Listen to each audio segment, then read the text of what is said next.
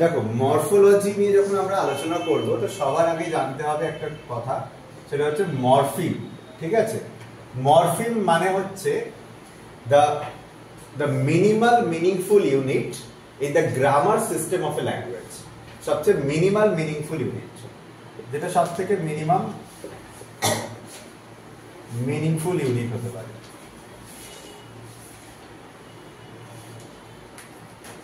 meaningful unit, okay, in the grammar system। ঠিক আছে, তো যে কোনো ভাষার ক্ষেত্রে যদি আমি একটা উদাহরণ দিয়ে বোঝাই তোমাদের, তো সেখানে ধরো আমি একটা উদাহরণ দিচ্ছি যে আনলাইকলি, এটা খুবই কমন একটা উদাহরণ, আনলাইকলি। ঠিক আছে, আর ভালো করে দেখো যে মরফোলজিতে আমরা আলোচনা করি ওয়ার্ডের স্ট্রাকচার নিয়ে, ওয়ার্ডের গঠন নিয়ে। ঠিক আছে, তো যারা নতুন রয়েছে তারা দেখো আনলাইকলি তে লাইকটা হচ্ছে রুট ওয়ার্ড, রাইট। এবার লাইকের সাথে লি এই প্রেফিক্সটা যুক্ত, সাফিক্সটা যুক্ত হতে পারে। লি ইজ এ সাফিক্স, এই লিটা একটা সাফিক্স দিয়ে একটা ওয়ার্ড তৈরি করতে পারে লাইকলি, এটা যুক্ত হলে লাইকলি বলে একটা ওয়ার্ড তৈরি হতে পারে। আবার উল্টোটা হতে পারে যে একটা প্রেফিক্স যুক্ত হতে পারে অন, এই প্রেফিক্সটা যদি যুক্ত হয় তাহলে আমরা কি কি দেখতে পাবো, এই আমরা দেখতে পাবো আনলাইক বলে একটা ওয়ার্ড। ঠিক আছে, তো যেমন লি শব্দের পরে যেটা আসে সেটা সাফিক্স, শব্দের আগে যেটা বসে সেটা প্রেফিক্স। ঠিক আছে, তাহলে ওয়ার্ড গঠনের ক্ষেত্রে, একটা ওয়ার্ড ফরমেশনের ক্ষেত্রে যে দুটো মানে খুব ইম্পর্টেন্ট অ্যাফিক্সেশন কাজ করে, অ্যাফিক্সেশন মানে অ্যাটাচমেন্ট, যে দুটো অ্যাটাচমেন্ট কাজ করে সেই দুটো অ্যাটাচমেন্টের নাম হচ্ছে, একটা হচ্ছে প্রেফিক্স, একটা হচ্ছে সাফিক্স। প্রেফিক্স শব্দের আগে আসে, সাফিক্স শব্দের পরে আসে। এবার দেখো লাইক যেটা রয়েছে, লাইককে এবার মরফিম, যে মরফিম আবার দু রকমের হয়, একটাকে বলে ফ্রি মরফিম আর একটাকে বলে বাউন্ড মরফিম। মরফিম দু রকম হয়, free morpheme are bound morpheme. ঠিক আছে, ফ্রি মরফিম মানে এনি ইন্ডিপেন্ডেন্ট ওয়ার্ড, যেমন like itself, like is a important independent word. Let's say play, go, any word that has its independent meaning, that is a free morpheme. So bound morpheme কাকে বলবো? Bound morpheme is that which doesn't have any independent meaning. Okay, যেমন আমি যদি বলি শুধু লি বা শুধু আর, কোনো মিনিংফুল ওয়ার্ড হচ্ছে না, কোনো মিনিংফুল ইউনিট তৈরি হচ্ছে না। But bound morpheme gets a meaning when it is attached to a free morpheme. bound morpheme একটা মিনিং ফুল ওয়ার্ড তৈরি করে নেয়। লি যদি লাইকের সাথে যুক্ত হয় তাহলে লাইকলি হয়ে গেল, বা আন যদি লাইকের সাথে যুক্ত হয় তাহলে আনলাইক হয়ে গেল। তাহলে বাউন্ড মরফিম মানে মিনিং পেতে পারে যদি এটা ফ্রি মরফিমের সাথে অ্যাটাচড হয়। ঠিক আছে, এইটা হচ্ছে বেসিক ওয়ার্ড স্ট্রাকচারের গঠন। ঠিক আছে, এটা হচ্ছে বেসিক। আচ্ছা, নেক্সট যদি আমি আলোচনায় আসি মরফোলজি। এখন মরফোলজি বেসিক্যালি দু ধরনের। ঠিক আছে, তো একটা হচ্ছে ইনফ্লেকশনাল মরফোলজি, একটা হচ্ছে ডিরাইভেশনাল মরফোলজি। প্রথমে আমি ইনফ্লেকশনাল মরফোলজি নিয়ে বলছি। ইনফ্লেকশনাল মরফোলজি, ইনফ্লেকশনাল মরফোলজি। তো ইনফ্লেকশনাল মরফোলজিতে ওয়ার্ডকে ইনফ্লেক্ট করা হয়। ঠিক আছে, মানে ইনফ্লেক্ট করা মানে জাস্ট সরিয়ে দেওয়া, মানে একটা ধাক্কা দেওয়ার মতো। ওকে, ইনফ্লেক্ট করা হয়। তো কিরকম, এবং তার ফলে একটা সামান্য চেঞ্জ আসে, এবং এই চেঞ্জগুলো চারটে সেকশনে হতে পারে, চারটে ক্ষেত্রে হতে পারে। Person, number, gender, tense, PNGT, person, number, gender, tense. ঠিক আছে, ফর এক্সাম্পল ধরো প্লে রয়েছে একটা ওয়ার্ড, প্লের সাথে এস এই সাফিক্সটা যুক্ত হলো, যে কি হলো, প্লেস, একটা নতুন ওয়ার্ড গঠিত হলো। তো এখানে দেখো প্লে থেকে প্লেস হচ্ছে, এটা থার্ড পারসন সিঙ্গুলার নাম্বারকে ডিনোট করছে, তবে না প্লেস হচ্ছে। তাহলে এখানে কি চেঞ্জ হচ্ছে, নাম্বার। ঠিক আছে, নাম্বার। ওকে, আচ্ছা, বা পারসন চেঞ্জ হচ্ছে, পারসন বলতে পারো, এখানে নাম্বার না পারসন চেঞ্জ হচ্ছে। আচ্ছা, এবার ধরো লায়ন রয়েছে, লায়নের থেকে ইএসএস যুক্ত হচ্ছে, লায়নের সাথে আবার সাফিক্স, লায়নেস হচ্ছে। ওকে, তাহলে এখানে দেখো লায়ন থেকে লায়নেস হচ্ছে, এটা কিসের চেঞ্জ, জেন্ডার চেঞ্জ হচ্ছে। আচ্ছা, ধরো প্লে আছে, প্লের সাথে আমি যদি বলি ইডি যুক্ত হলো, প্লেড হলো, তাহলে এটা কিসের চেঞ্জ হবে, টেন্সের চেঞ্জ। ঠিক আছে, প্লে থেকে প্লেড হচ্ছে, টেন্সের চেঞ্জ হচ্ছে। তো যদি আমাদের দেখা যায়, বা ধরো একটা দেখালাম যে হি প্লেজ হয় কিন্তু দে কি হয়, প্লে হয়, দে প্লে হয়, এখানে কোনো থার্ড পারসন এস যুক্ত হয় না, তাহলে অবভিয়াসলি প্লেজ আর প্লে এর মধ্যে পার্থক্য রয়েছে। হি প্লেজ এটা সিঙ্গুলার নাম্বারকে বোঝাচ্ছে, দে প্লে প্লুরাল নাম্বারকে বোঝাচ্ছে। তাহলে যদি কোনো একটা সাফিক্স সেইটা পারসন, নাম্বার বা জেন্ডার বা টেন্সের পরিবর্তন করে, তাহলে সেই ক্ষেত্রে আমরা বলতে পারবো যে সেটা ইনফ্লেকশনাল মরফোলজির এক্সাম্পল, এবং সেই সাফিক্সটাকে আইএস বলা হয়, ইনফ্লেকশনাল সাফিক্স বলা হয়। সেই নাম্বারটা তো নাউনের ক্ষেত্রে হতে পারে, মানে আমব্রেলা, আমব্রেলাস। হ্যাঁ, সেখানে আমব্রেলা থেকে আমব্রেলাস হচ্ছে, তাই আমব্রেলা যদি সিঙ্গুলার থাকে প্লুরাল হচ্ছে, ঠিক আছে। আচ্ছা, তার নাম্বার চেঞ্জ হচ্ছে, পারসন, নাম্বার, জেন্ডার, টেন্স, ঠিক আছে। এই পরিবর্তনগুলো যদি হয়, সেই পরিবর্তনগুলো ইনফ্লেকশনাল মরফোলজিতে হয়, এবং সেই ক্ষেত্রে আমরা যেটা দেখতে পাই ইনফ্লেকশনাল সাফিক্স। তার মানে এস, ইএসএস বা ইডি এগুলো ইনফ্লেকশনাল সাফিক্স, বোঝা গেল? This are inflectional suffix. এবার এই যে ইনফ্লেকশনাল সাফিক্স রয়েছে, এই ইনফ্লেকশনাল সাফিক্স গুলোর ক্ষেত্রে একটা জিনিস খুব গুরুত্বপূর্ণ, সেটা হচ্ছে যে মানে ইনফ্লেকশনাল মরফোলজিতে only সাফিক্সই হয়, there is no inflectional prefix। পৃথিবীতে ইনফ্লেকশনাল প্রেফিক্স বলে কিছু নেই, ওকে, ইনফ্লেকশনাল প্রেফিক্স বলে কিছু হয় না। তুমি দেখো পারসন, নাম্বার, জেন্ডার বা টেন্স যখন পরিবর্তন হয়, তখন অলওয়েজ সাফিক্সের জন্য পরিবর্তন হয়, মানে শব্দের পরে কিছু যুক্ত হয়, তারপরে চেঞ্জ হয়, এস বা ইডি বা ইএসএস, ঠিক আছে। তো ইনফ্লেকশনাল প্রেফিক্স বলে কিছু নেই, there is nothing called inflectional prefix, ঠিক আছে। এখন ইনফ্লেকশনাল মরফোলজিকে আমাদের থ্যাংক ইউ জানানো উচিত, কেন? কারণ ইনফ্লেকশনাল মরফোলজি আমাদের সিলেবাসটা অনেক ছোট করে দিয়েছে। তার কারণ হচ্ছে যে প্রথমত আমাদের বুঝতে হবে এই যে প্রেফিক্স বা সাফিক্স, এইগুলোকে বলা হয় অ্যাফিক্সেস বা অ্যাটাচমেন্ট।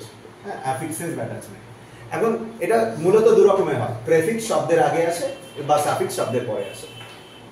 ইনফ্লেকশনাল মরফোলজিতে মানে প্রেফিক্স বলে কিছু নেই, ইনফ্লেকশনাল প্রেফিক্স বলে কিছুই নেই, আছে কোনটা? আছে শুধু ইনফ্লেকশনাল সাফিক্স। তাহলে প্রথমে আমাদের 50% কমে গেল সিলেবাস, এবার পড়ে থাকলো ইনফ্লেকশনাল সাফিক্স। মানে ইনফ্লেকশনাল মরফোলজিতে শুধু সাফিক্সই হয়, ইনফ্লেকশনাল প্রেফিক্স বলে কিছু হবে না, এটা গেল প্রথম। এই যে সাফিক্স হয়, এই সাফিক্স আবার খুব ভালো, কারণ এরা সবসময় ক্লাসটাকে মেনটেন করে, CM, class maintaining, the always class maintain, always class maintain, always class maintain, ঠিক আছে। ক্লাস মেনটেনিং করে কিভাবে বুঝবে? দেখো, প্লে একটা ভার্ব, প্লেস কি এস যুক্ত হওয়ার পরে, এটাও একটা verb. Lion noun, lioness noun, play verb, প্লেটাও একটা ভার্ব, ভার্বের অন্য একটা পাস্ট ফর্ম, ব্যাস, আর কিছু নেই। তার মানে ইনফ্লেকশনাল শুধুমাত্র সাফিক্স হয়, সেটাও আবার ক্লাস মেনটেনিং, ওকে। কিন্তু আমরা যেহেতু ইনফ্লেকশনাল সাফিক্স শুধুই ক্লাস মেনটেনিং হয়, যখন আমরা মরফোলজির অ্যানালিসিস করব, তখন আমরা কোনো সাফিক্স যেটা ইনফ্লেকশনাল সাফিক্স হবে, তার পাশে ব্র্যাকেটে আইএস লিখবো।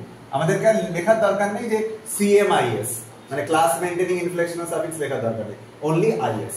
Is stands for inflectional suffix, ঠিক আছে। একটা উদাহরণ দিয়ে দেখাচ্ছি তোমাদের, যেমন এখানে ধরো তোমাকে একটা শব্দ দিয়েছে গোয়িং, ঠিক আছে। তো গোয়িং এর রুট ওয়ার্ড কি হবে? তোমরা ভেবে নাও, গো। একটা স্টেপে হয়ে যাবে, স্টেম লিখবো, রুট লিখবো, অ্যানালিসিস করার সময় রুট ওয়ার্ডটা লিখবো, গো, হয়ে গেল। আর এখান থেকে সাফিক্সটা বাদ যাবে, সাফিক্সটা কি? আইএনজি, এবং এটা কি ধরনের suffix? IS, inflectional suffix, that's all. তাহলে এটা গেল ইনফ্লেকশনাল মরফোলজি। ক্লিয়ার? বোঝা গেছে? স্যার এক সেকেন্ড, হ্যাঁ, বলতে বুঝতে পারলাম। ওকে।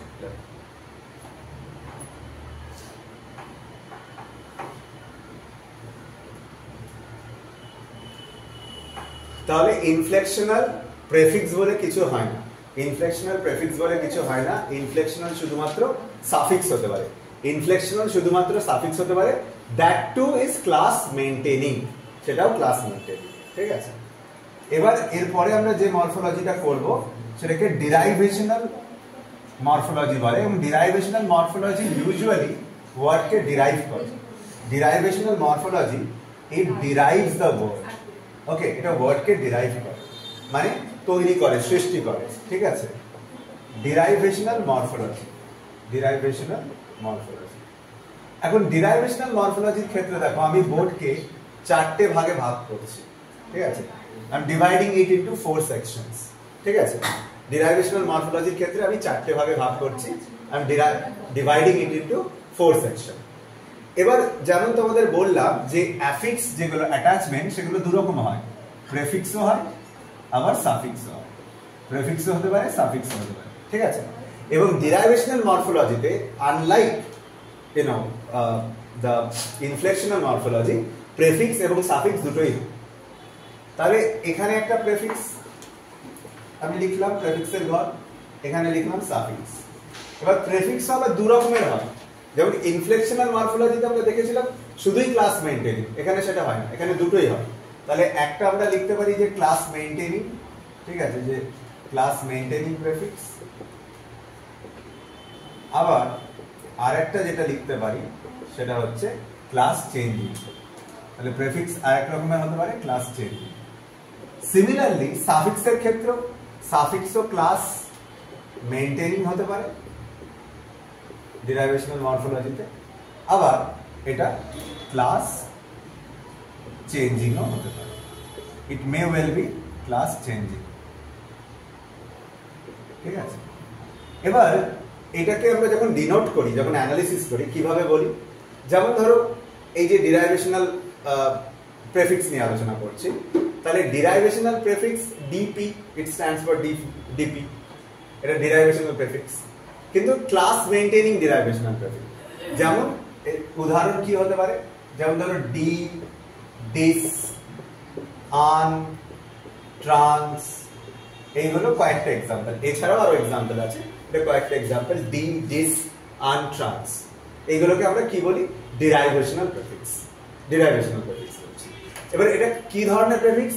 Class maintaining derivational prefix. তো সেই জন্য আমরা এটাকে লিখতে পারি যে এগুলোকে আমরা মেনশন করছি CMDP, CMDP, class maintaining derivational prefix. একটা উদাহরণ দেওয়া যায়, যেমন ধরো লেটস কনসিডার যে মোটিভেশন, মোটিভেশন ওয়ার্ডটা, আর মোটিভেশনের আগে যদি আমরা ডি শব্দটা, ডি প্রেফিক্সটা অ্যাড করি, if we add it to motivation, তাহলে আমরা কি পাবো? ডিমোটিভেশন, ঠিক আছে? ডিমোটিভেশন। ভেবে দেখো মোটিভেশনটা কি? পার্টস অফ স্পিচ, নাউন, এটা নাউন। ডিমোটিভেশনটা কি হবে? এটাও নাউন হবে। তাহলে ক্লাস মেইনটেইন হচ্ছে। and what do we mean by class? এখানে একটা বড় প্রশ্ন। ক্লাস মানে পার্টস অফ স্পিচ, ক্লাস মানে parts of speech, parts of speech মানে নাউন, প্রোনাউন, অ্যাডজেক্টিভ, অ্যাডভার্ব, এইগুলো, ঠিক আছে? ইউজুয়ালি আমরা যখন মরফোলজির অ্যানালিসিস করব, নাউন, অ্যাডজেক্টিভ, ভার্ব, অ্যাডভার্ব, এই চারটের উপর নজর রাখতে হবে, ঠিক আছে? তো এটা নাউন থেকে নাউনই হয়েছে, কোনো চেঞ্জ হয়নি, তাহলে ক্লাস মেইনটেইন। এবার ক্লাস চেঞ্জিং, এবার একটা ক্লাস চেঞ্জিং এর উদাহরণ দেওয়া যাক। যেমন ধরো এখানে একটা লার্জ বলে একটা শব্দ, ঠিক আছে? লার্জের আগে আমি একটা প্রেফিক্স যুক্ত করলাম এন লার্জ, ঠিক আছে? লার্জটা অ্যাডজেক্টিভ অবশ্যই, আচ্ছা এন লার্জ যেটা সেটা ভার্ব হয়ে যাচ্ছে, তাহলে এন লার্জ ভার্ব হয়ে যাচ্ছে। তাহলে এন, এখানে কিছু কিছু প্রেফিক্স আছে, বি, এন, এইগুলো ক্লাস চেঞ্জিং। তাহলে এটাকে আমরা কি বলবো? Class changing derivational. তাহলে সিসি, সিসি এটা কি? ডিরাইভেশনাল, সিসিডিপি, সিসিডিপি, ঠিক আছে? Class changing derivational prefix.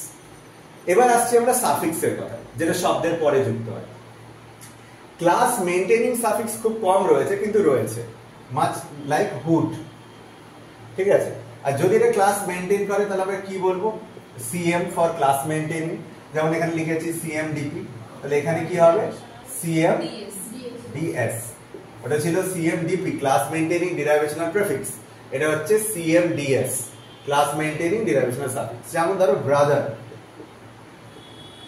যদি নাউন হয়, এটার সাথে হুড যদি যুক্ত করি তাহলে ব্রাদারহুড। এটা যদি নাউন হয়, ব্রাদারহুডটাও নাউনই হচ্ছে।